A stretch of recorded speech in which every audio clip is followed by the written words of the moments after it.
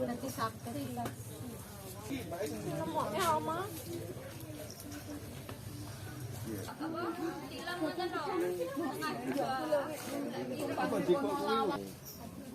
Dan anak mau bisa orang kira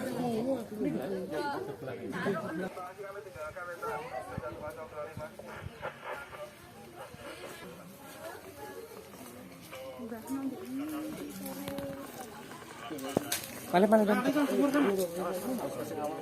ngomong pisan kok buk. Wedan.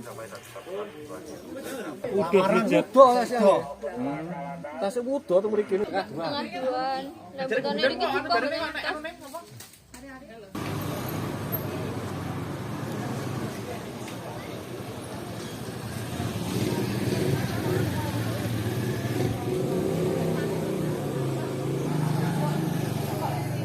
Ya, kami tadi menerima informasi dari masyarakat tentunya.